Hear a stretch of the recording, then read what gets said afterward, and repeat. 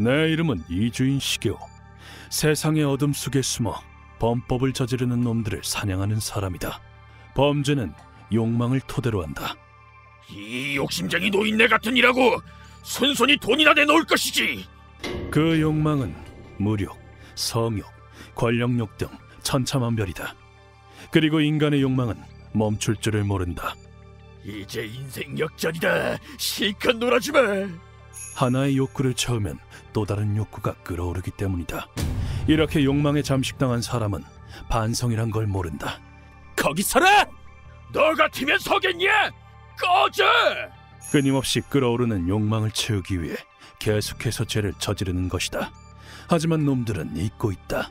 자신의 욕망으로 인한 피해자가 있다는 것을. 경찰들은 절대 못 찾아. 찾았다. 여기 살고 있었군. 그리고 그 가족들이 영원히 자신을 원망한다는 것도. 욕심쟁이는 이놈이잖아. 일단 시력부터 뺏는다. 경찰한테서 도망쳐도 나 이주인 시게오한테서는 도망 못 가. 사법의 심판을 받지 않은 놈을 기다리는 건 무법의 심판뿐. 몸이 박살나는 기분은 어때? 이제 그 더러운 손버릇은 좀 고쳤겠지? 극한의 고통을 주어 유족들의 원한을 풀어주는 것이 이 고문 소믈리에의 사명이다. 이런 내 사명 때문인지 오늘도 사무실에는 원한을 가진 사람이 찾아왔다. 자, 드시죠. 감사합니다. 이번 의뢰인은 이 사람. 눈 밑에 진한 다크서클이 있는 초췌한 남자다. 어떤 일로 오셨나요? 자기 욕망을 채우려고 우리 딸을 능욕한 이놈을 죽여주셨으면 합니다. 하지만 그 눈엔 번뜩이는 빛이 있었다. 이게 진짜 사리를 가진 빛이다. 건네받은 사진 속엔 까칠해 보이는 중년 남성이 있었다. 누구죠? 사토나카 요시노리, 딸 학교에 있는 선생입니다. 그럼 이놈은 자기 학생한테 손을 댔다는 뜻인가? 끔찍한 불행이 시작된 것은 지금으로부터 약 2년 전. 다녀오겠습니다. 잘 다녀와. 의뢰인한테는 15살인 딸이 있었다. 일찍이 아내를 잃고 혼자서 키운 외동딸이었다. 이치 아빠, 나 갖고 싶은 거 있는데. 그에게는 눈에 넣어도 그래. 아프지 않을 뭔데? 예쁜 딸이었다고 한다. 그러던 어느 날 귀가 후 그는 쎄한 느낌이 들었다. 아빠 왔다. 항상 마중 나오던 딸이 없었던 것이다. 처음엔 자고 있나 했지만 그것도 아니었다. 이상하네. 이렇게 늦게까지 안 들어올 리 없는데. 밤 9시를 넘은 시각, 중학생이 돌아다닐 시간이 아니었다. 의뢰인은 딸이 걱정되어 바로 경찰에 신고를 했다. 저기, 딸이 아직 안 들어와서요. 그러셨군요. 따님의 정보를 알아야 하니 서로 한번 와주시겠습니까? 경찰서에 사진 등의 정보를 준 뒤 딸이 무사하길 바라며 집에 돌아왔다. 하지만 현실은 매정했다. 발견 당시엔 수갑이 채워져 있었습니다. 아마 납치당한 게 아닐까 싶습니다. 이럴 수가. 안 돼! 다음 날 딸은 끔찍한 모습으로 발견됐다. 딸은 고속도로에서 트럭에 치여 죽었다고 한다. 눈에는 최루 스프레이를 맞은 흔적이 있었습니다. 그리고 강간당한 흔적도 있었고요. 세상에. 아마 도망치려고 뛰어내리다가 사고를 당한 것 같다. 경찰은 바로 수사를 시작했지만 증거가 너무 없었다. 시체에 침은 안 남아있었어? 네, 장갑을 끼고 있었던 것 같습니다. 상습범일 가능성도 있습니다. 현장은 이동하는 차 안. 게다가 시체에도 범인의 것이라고 추정되는 흔적은 전혀 없었다.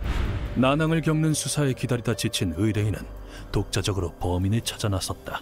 내 딸이 없으니 이제 잃을 것도 없다. 모든 걸 다 잃더라도 반드시 놈을 찾아내겠어. 그는 딸을 위해 모아둔 돈을 모조리 꺼내 죽을 각오로 뒷세계에 발을 들였다. 동류의 사정은 동류가 제일 잘한다고 하더니 그쪽 세계엔 듣도 보도 못한 정보가 넘쳐났다.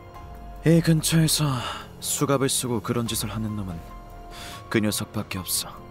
이 자식이 내 딸이. 돈을 아끼지 않고 정보를 모으던 그는 결국 어떤 남자를 찾게 된다.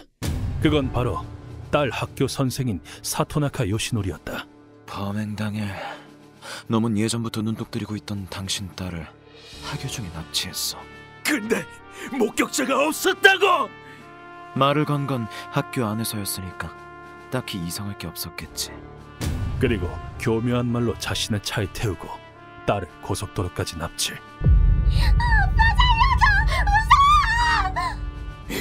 시끄러워! 조용히 해! 그 후 도로 가측에 차를 세우고 체르 스프레이와 수갑으로 속박해 강간까지 한 모양이다. 자료에는 딸을 친 트럭 기사가 죄책감에 시달리다 감옥에서 자살했다는 내용도 쓰여 있었다. 일단 정보 자체는 확실해. 근데 아직 경찰에 신고하지 마. 왜? 불법 루트로 손에 넣은 정보잖아. 잘못하면 당신이 잡혀가.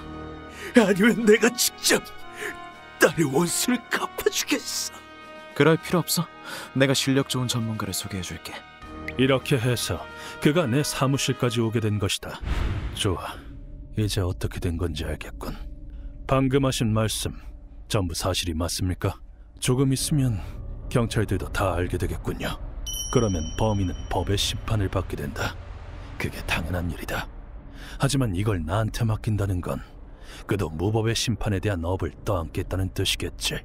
전부 사실입니다. 전 그놈을 법에 맡기고 싶진 않아요. 나는 각오를 묻기 위해 애써 살기를 드러냈지만 그는 미동도 없이 받아들였다. 범인이 경찰에 잡힌다고 해도 죄목은 유괴, 폭행뿐입니다. 살인죄는 아니에요. 형사랑 변호사들한테도 가봤습니다. 다들 놈은 15년 정도 살고 나올 거라고 하더군요. 아, 저런.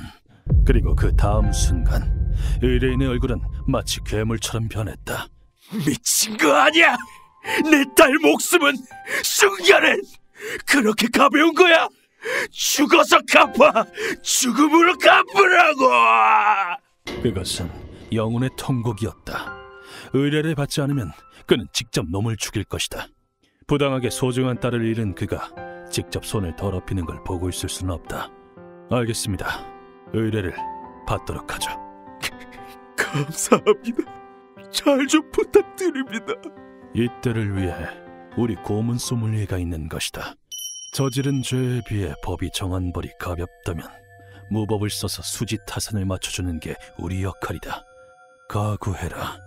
내 심판은 법처럼 가볍지 않으니까 넌 이제 무법의 심판을 받게 될 거다.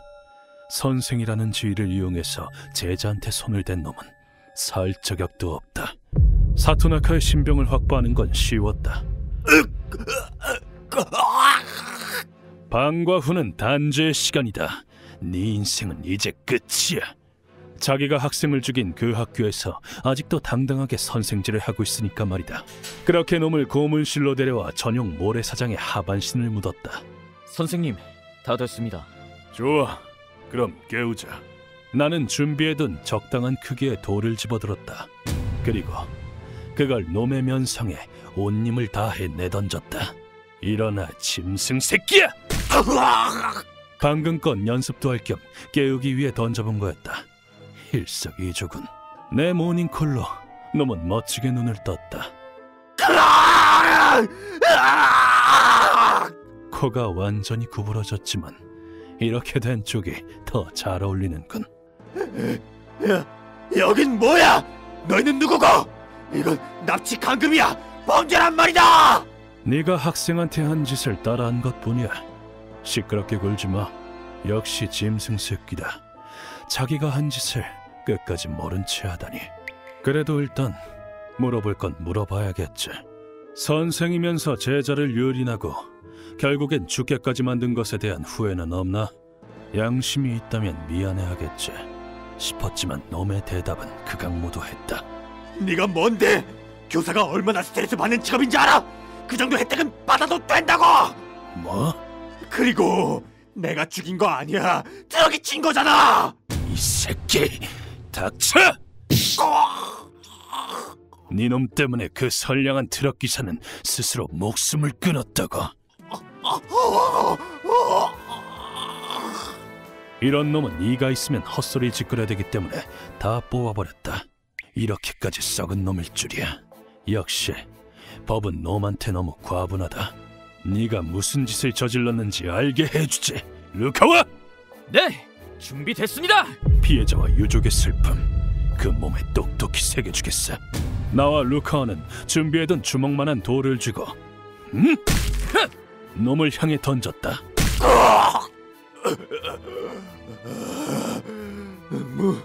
무슨 짓이야? 궁금해? 네 놈을 투석형에 처할 거다. 놈은 내 말을 듣고 단숨에 핏기가 가셨다. 사회선생이라 그런지 이 형에 대해 알고 있는 모양이다. 투석형은 고대부터 행해졌던 처벌 방법 중 하나다. 죄인의 하반신을 묻어 움직이지 못하게 한 다음 여러 사람이 돌을 던지는 간단한 형벌이다. 지금도 중동 등의 이슬람권에서는 그만 살려줘! 이 개자식! 반성해! 불륜이나 성폭행 등 부도덕한 죄를 심판할 때 이 형벌이 이용된다고 한다. 부도덕한 죄를 심판한다. 이 짐승 자식한테 안성맞춤이군. 그만. 쓸데없이 입 열지 마. 아니 뭐 돌 먹고 싶어? 그럼 더 가차없이 던져줘야지. 이 투석형은 그냥 돌을 던져 맞추는 거라 별거 아니라고 생각할 수도 있지만 고통은 장난이 아니다.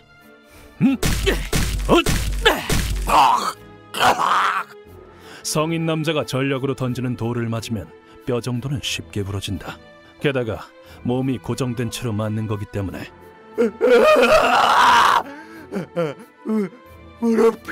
내 무릎에! 힘이 제일 많이 들어가는 무릎 관절은 모래 속에서 박살나 고통은 더 심해진다.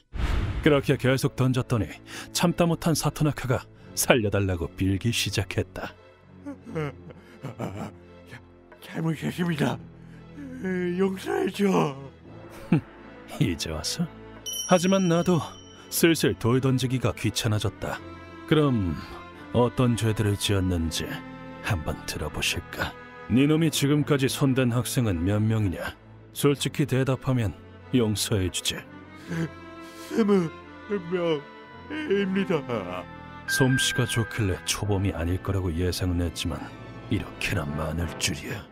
그래, 그럼 용서해줄게. 근데 왜 돌을 치는 겁니까? 왜냐니? 내가 용서해주는 건 처음 저지른 것뿐이니까 19인분은 아직 남아있어. 니놈이 능욕한 아이들의 고통과 슬픔, 이 무법의 심판으로 맛보게 해주마. 그 뒤로 몇십 분간 더 돌을 던졌더니 놈은 결국 죽어버렸다. 이런 건 학생 때 이후로 처음이군. 좀 아프네. 선생님, 얼음찜질이라도 좀 하시는 게... 과연 세계 최고 클래스의 처형법, 힘이 꽤 필요하다. 사법은 형법이나 가해자의 인권을 너무 생각한 나머지 때때로 피해자의 심정을 헤아리지 못하는 경우도 있다. 그 원통한 목소리를 듣는 것 또한 내 임무다. 그렇지만 내가 하는 일은 무법의 사형, 사법과 달리 정당성 따윈 없다.